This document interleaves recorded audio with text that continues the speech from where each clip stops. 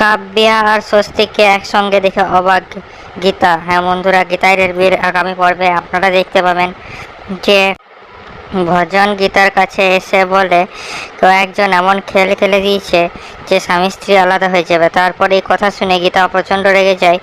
নিয়ে তারপর ভজনকে বলে যে তুই মুখ বন্ধ কর, না তাহলে তোকে এমন মারবো। নিয়ে তারপর ভজনকে কথা শোনাতে লাগে।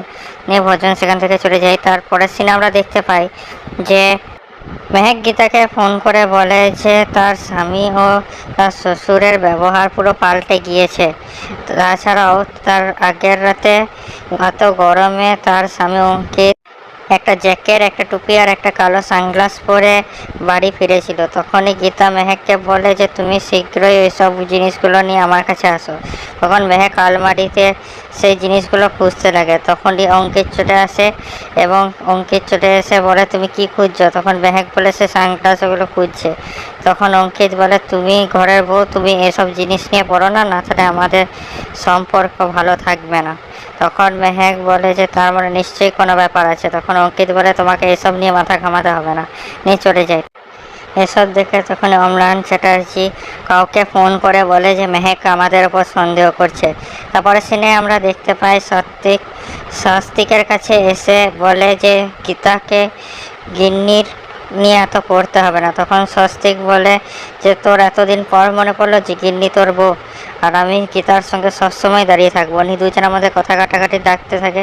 তখনই স্বস্তিককে কাব্যা কল করে আর কলে তাকে বলে যে আমি তোমাকে এই কেস নিয়ে কিছু ডিটেলস দিতে চাই, তাই তুমি তাড়াতাড়ি আমি যে অ্যাড্রেস পাঠাচ্ছি সেখানে চলে আসো। তারপরে সিনে আমরা দেখতে পাই অগ্নিজিৎ মুখার্জি গিন্নিকে নিয়ে বাড়ি ফিরেছে। তখন প্রলয় অগ্নিজিৎকে কথা শোনাতে থাকে এবং বলে তুমি ওই বউটাকে ঘর থেকে বার করে দিলে যে তোমাকে কতবার বাঁচিয়েছে, আর সেই বউটাকে তুমি বাঁচানোর জন্য কেস লড়ছে যে এই ঘরটা ভাঙার জন্য কত কী করেছে। তার উপর এরাও বলে যে তুমি গীতার কাছে জিততে পারবে না। তখন অগ্নিজিৎ রেগে বলে আমি গীতার কাছে জিতবই, আর আমি সবার সামনে প্রণ নিচ্ছি যে আমি কেসটা জিততে না পারলে আমি ওকালতি ছেড়ে দেব। এবং তার পরের সিনে আমরা দেখতে পাই যে স্বস্তিক একটা গেস্ট হাউসে গিয়ে পৌঁছেছে যেখানে কাব্যা থাকে এবং কাব্যাকে গিয়ে সে বলে যে কি বলতে চাও তাড়াতাড়ি বলো, আমার তাড়া আছে। তারপর আমরা দেখতে পাই যে কাব্যা কথা ঘুরানোর চেষ্টা করছে এবং স্বস্তিকে আই লাভ ইউ বলতে থাকছে।